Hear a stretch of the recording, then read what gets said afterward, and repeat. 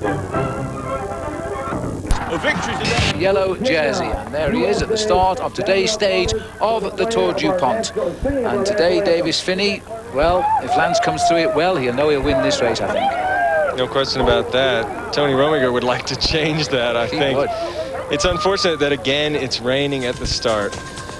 And this is the route they face, another stage of 110 miles, but 8 mountain climbs on the way. It is a tough stage. Riders who've trained over this course, they say it takes up to 8 hours to ride. They'll be at least 2.5 hours quicker today. 92 men on the rollout. And you just see the rain. It's not the best thing for morale. It's one thing to start a race, it's sunny, it's nice, and then the weather comes in. That doesn't bother you so much, but it's very hard to get out of the car, get on the start line when it's just pouring down rain. It is no fun just to get soaked right off the line.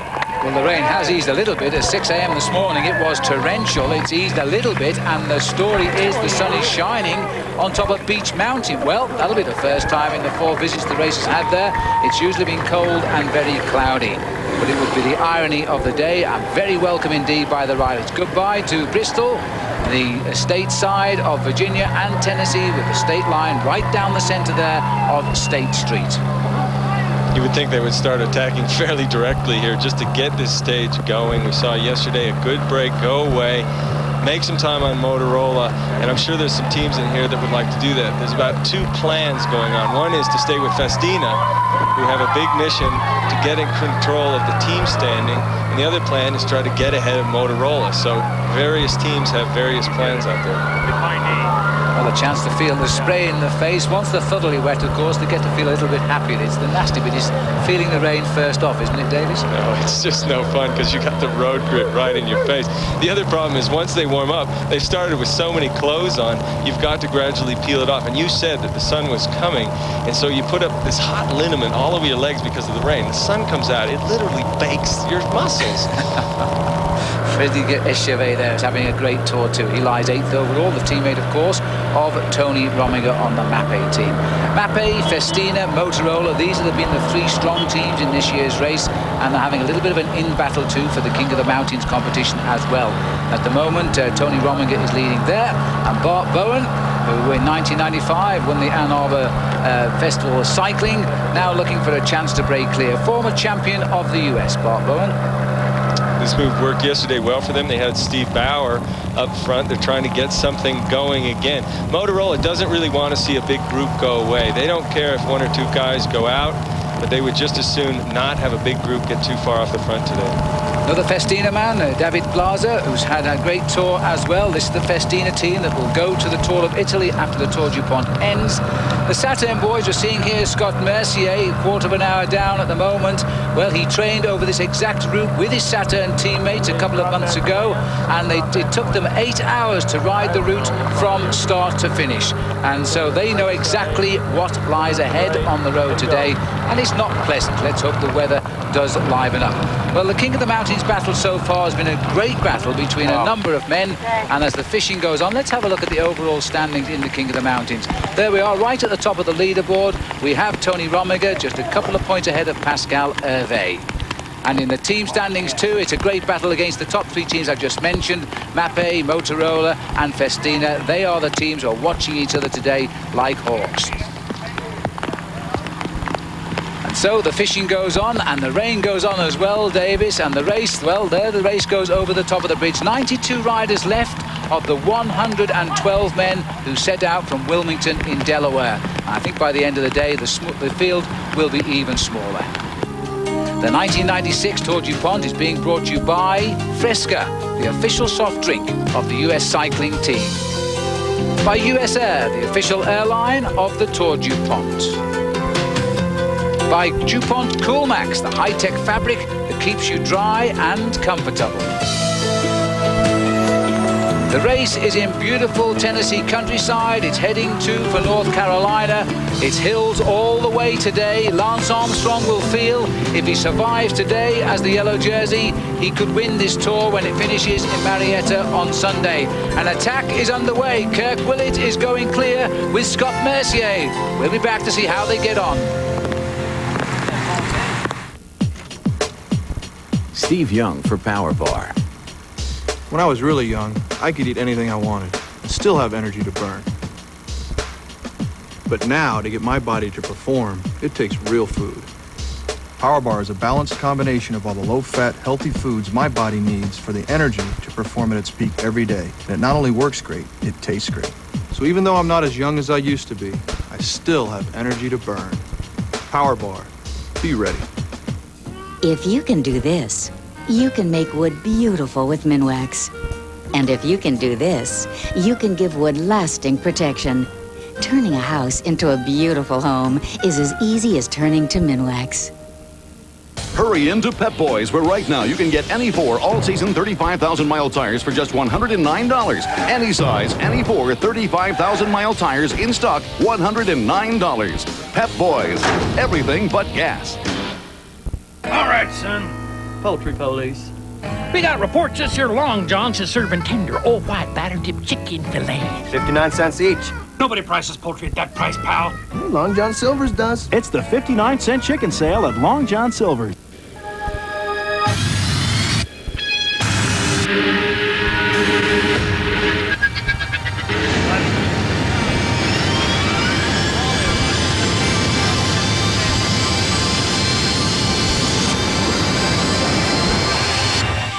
But most of this airline's fleet is modern enough to meet those quieter standards. 5 years ahead.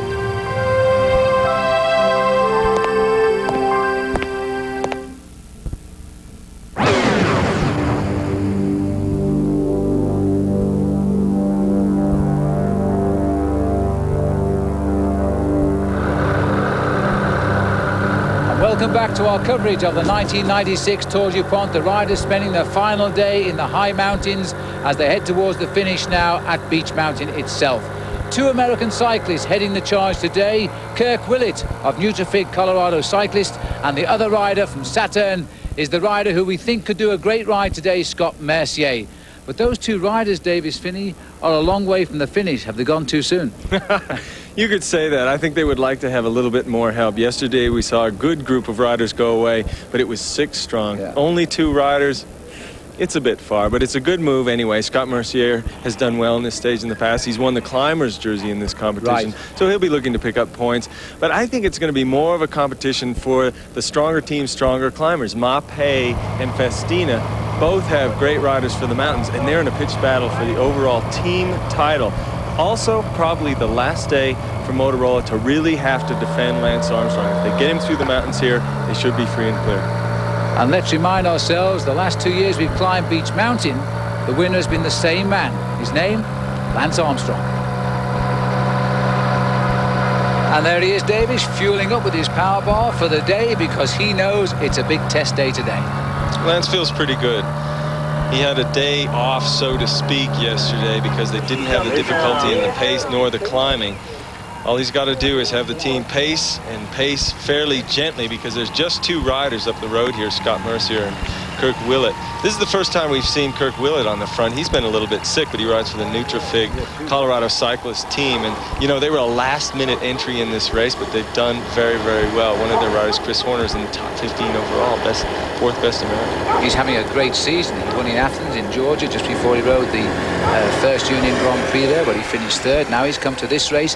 He's been very much part of the scene with his Nutrafig Colorado Cyclist team. And it's good to see a new team making progress against such experienced teams as Motorola, who now have the whole squad on the front here to look after their Queen Bee, Lance Armstrong. And this is such a perpetual sight in this race. The guys have to be getting a little bit tired. Lance, relatively fresh because he's just on such dynamic form. But the men have been on the front for Motorola for the entire event, all the way since back to Richmond. So this day will challenge them. There's no question about this. And these 2 guys are an interesting pair because Scott Mercier is one of the taller men in the peloton, and Kirk Willett may well be the shortest. And so the interesting aspect of that is just Kirk Willett gets a fairly good draft, but I don't know if Scott Mercier doesn't lose out in the bargain. Well, I saw Mercier win 2 great races in South Africa. Their 2 biggest races over there in February and March, the Tour of South Africa and the Tour of the Cape down in Cape Town. He's got good form. Here's his happy teammate, Steve Bauer. He won the Powerball Most Aggressive Rider yesterday with a fabulous show of strength because he finished second on the stage. I think he should have won it, but he made the mistake of looking over his shoulder and leading out the top sprint of the breakaway Colonna of Italy. He also saved his team manager from getting a completely bald haircut because Tom Schuler had told the team last week that if they won a stage, he would shave his head. So Bauer losing saved Tom Schuler a little bit of a I would think it's probably the first time a team manager was hoping he wasn't going to win. Trent Klausner there also in the break yesterday. He's had a good race this whole way through. Well, moving down the road a ways, we're now at the DuPont Coolmax Sprint, the first challenge of the day, 28 miles covered at Elizabethton. And taking it out is Kirk Willett for the Nutrifig Colorado cyclist team. These two riders really working together. They'll share the prizes along the road as best they can because their main objective, of course, is to pick up big time over the field. At the moment, they've built themselves a lead of around about 1 minute and 30 seconds over the field. And you've got the three Rabobank riders just rolling off the front, virtually a gimme for Leon Van Bon to get the third place sprint points for towards his title, which he is just marching onward for the Coolmax Sprint jersey. And also for Scott Mercier up the road, you know, he's been a king of the mountain in this event several years ago. So if he stayed away all day, he might springboard right to the top of that chart in the GT Bicycles KOM class. He might well do. And here taking the third place is Leon Van Bon. He's making that Coolmax leader's jersey his own. The rider behind him, Bogert, is a teammate, but they wear different coloured jerseys because Leon Van Bon has the leader's shirt on as the Coolmax leader. He gets the third place points and he's running away with this competition now with almost twice as many points as anybody else in it. Anyway, we head on to the climbs now into beautiful countryside here in Tennessee. We're heading up towards Jenkins Mountain, and when we get there we'll have covered 39 of the 110 miles, and these two riders have set the trend since about 3 miles out. They went clear 3 or 4 miles out from the start in Bristol, and now they've got their lead up to almost 5 minutes. So is the winning break on, or will they come back before we get to Beach Mountain? We'll find out soon.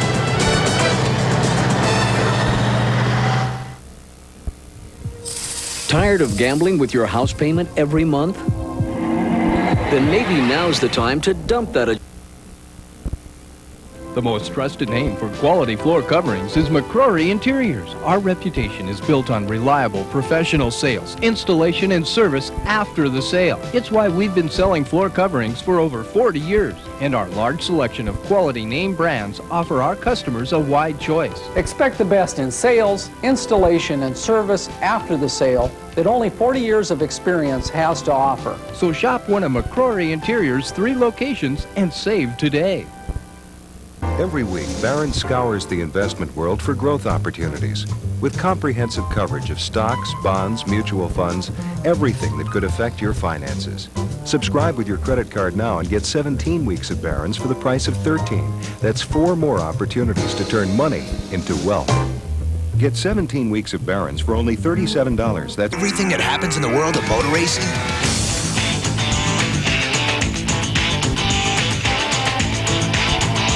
Drive with us.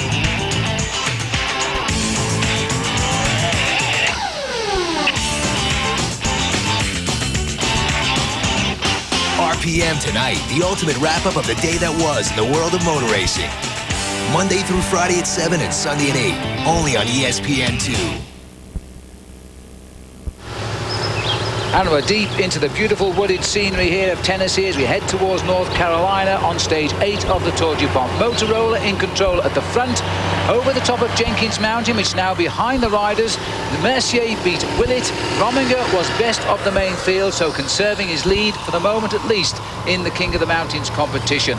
We're now heading, of course, Davis, towards the second climb of the day, which is Stone Mountain. That'll be with us at 43 miles. And this is it for the climbing days.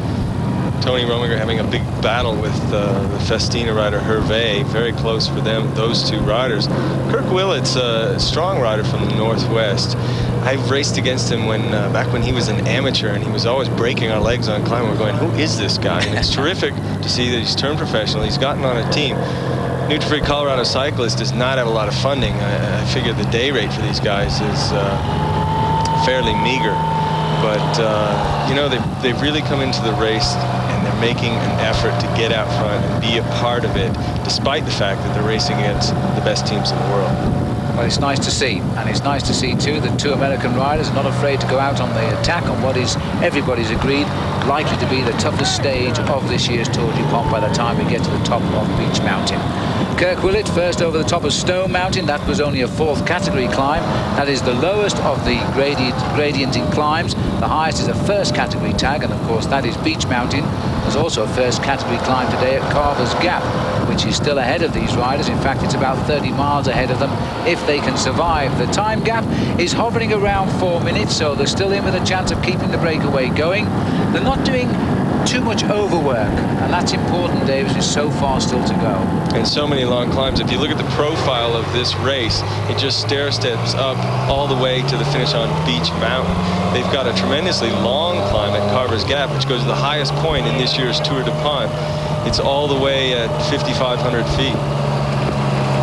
And now on the climb of Iron Mountain, over the top goes Scott Mercier at the top of Iron Mountain now, 50 miles covered, and Willett gets 2nd place here. So they're sharing the dollars on offer out on the course today. I saw a nice sign on the road for Phil Liggett there. I never saw that. You've got some fans. They expected you out to be doing the bike today. I think the weather put you off the bike. The weather did put me off, Davis. I like to ride ahead of the race by about a week and a half, then I'm sure of getting to the finishing line before them.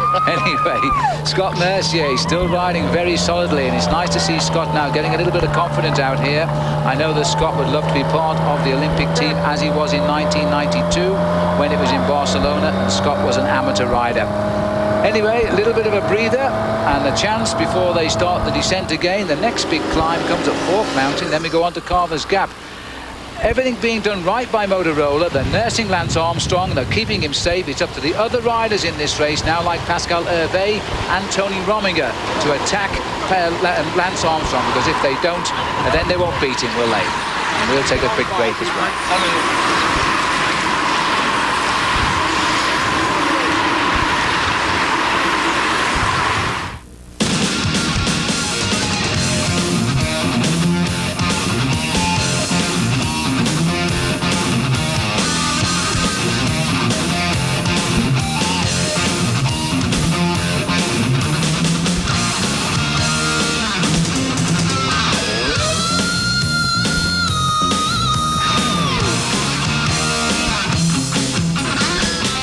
You can be cool if your feet are in a sweat.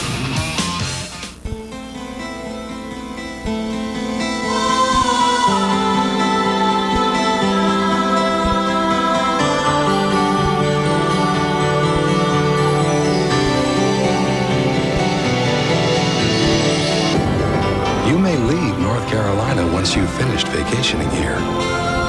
But one thing's for sure. North Carolina will never leave you.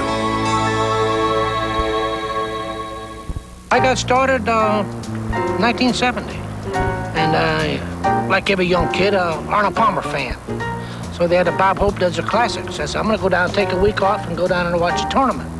Bought a ticket to get in. The caddy master came out and he says, you want a caddy today? And I says, yeah. He says, okay. You wait here by the putting green for a while. I'll be back in about a half hour. So I caddied for Billy Johnson my first time. Been out here ever since. It fascinates me. I love it.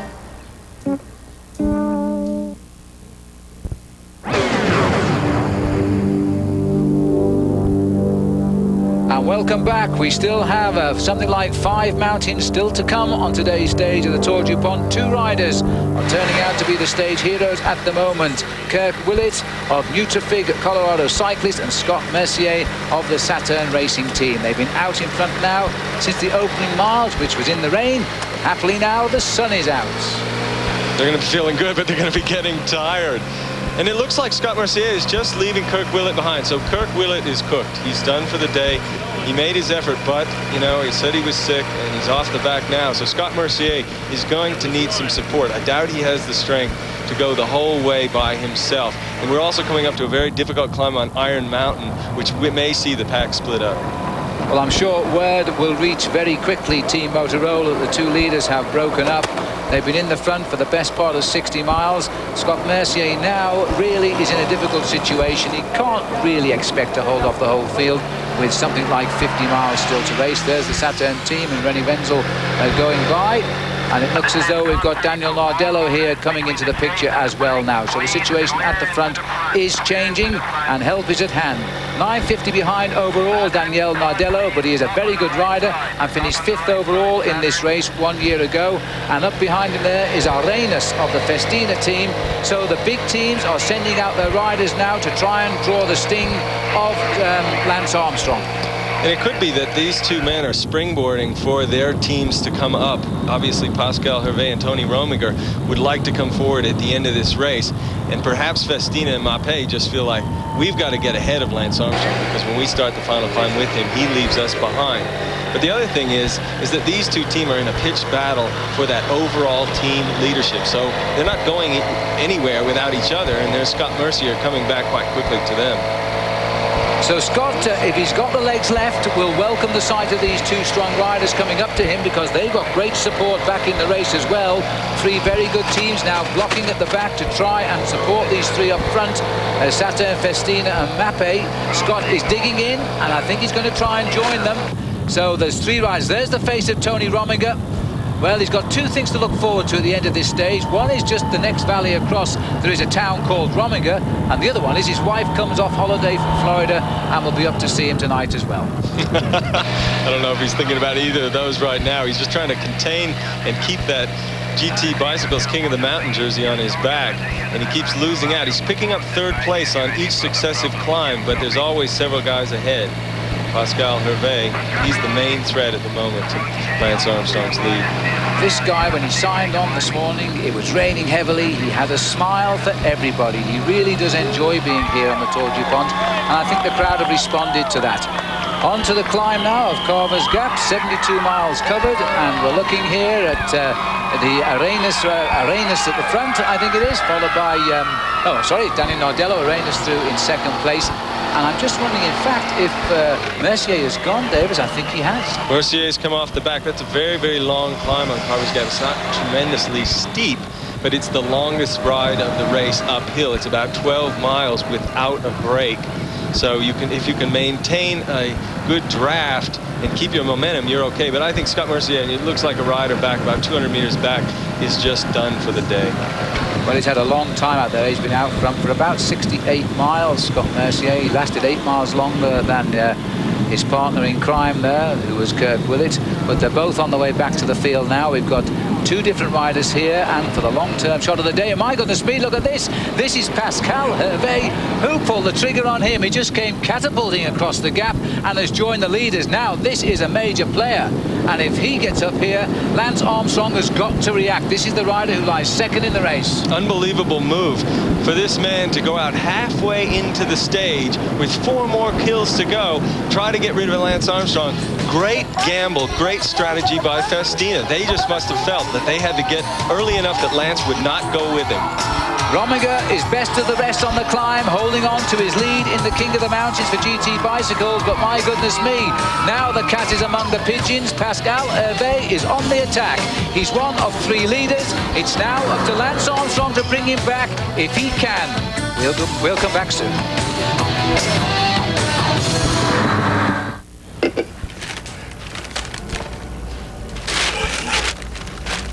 Oh, I wanted the Fresca too.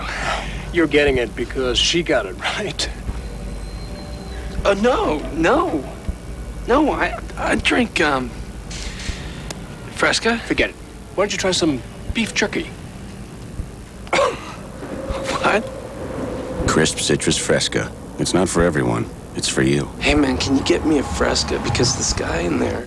Tonight, hurry into Red Lobster for our incredible lobster and 18 shrimp, just $12.99. Luscious rock lobster, tender and juicy, surrounded by succulent shrimp scampi and crispy golden shrimp. So delicious. 3 terrific tastes all on one plate, plus fresh garden salad. Seafood lovers, it ends soon. So hurry in tonight for lobster and 18 shrimp, just $12.99. Only at Red Lobster.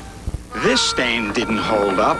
You used the wrong stain. Thompson's water-sealed deck stain is made tough just for decks. 50 scuff-resistant colors, plus the superior waterproofing power of Thompson's. Thompson's is protection. Coming up on SportsCenter, more on Brett Butler's battle with cancer and the effects of chewing tobacco. David Cohn's future in question. He's put on the disabled list for the first time ever. And we preview tonight's NBA matchup. The Magic and the Heat. SportsCenter at 6:30 Eastern. And we're back with the Tour DuPont. The big climb of Beach Mountain is still to come. Pascal Herve has now got only one man for company. Herve's teammate Arenas did a tremendous turn of pacemaking at the front to keep Pascal Herve in with a shout. He's now fallen back, and it's all up to Team Motorola now to try and catch the two up front. And just as we thought, Arenas proved to be a good advance man for Herve. And this is probably a mistake, Lance Armstrong would admit, because he has let his main man go. The only man he really had to tail, and he took off. But I'm sure he felt that this was not going to be too much of a problem. And here Herve is leaving Nardello, and Nardello has not done one lick of work. He sat on the guy's wheel the entire last part of the race. What a tribute to the man that we know has great form. 1:10 is the gap, so Lance Armstrong is losing approximately half of his overall lead at the moment. After working for all this time for 8 days, he's now losing half of his lead to a man he really should have marked a lot more closely than this. Herve is taking his chance and taking it well. Now Armstrong is going to have to go for it himself. Forget all the riders around him. There were 19 riders that started this climb of Beach Mountain. Armstrong had some teammates around him. Madouas, Merckx, Hincapie, Andreu. They've all more or less given up now, and Armstrong has decided it's up to him. He's gone with enough time to catch him, I think. He certainly has to feel that. He is so comfortable on this hill. He's done incredibly well on this last climb every time he's done the race. And his team has done an amazing amount of work. They have made the pace, but they have not been able to make a dent on Herve. Look at Pascal Herve on his own. This is a rider who didn't turn professional until he was about, I think, 29 years of age. He had a very outstanding amateur career, but nothing seemed to come his way to offer him the money to turn pro. He's only ever won 2 races in his short career. He turned pro back in '94. Armstrong has dropped in fact Jean-Philippe He's on his own. He's now passing Daniel Nardello, who was second on the road. It's now a one-on-one. The number 2 in the race in front of the number 1 in the race. The gap is almost exactly 1 minute. And Herve has shown to be the only man who is not afraid of Lance Armstrong. The man, for him to attack halfway through this race and hold to the finish will be an incredible ride if he can do it. But Lance Armstrong is not going to let him get away with it if he can affect it.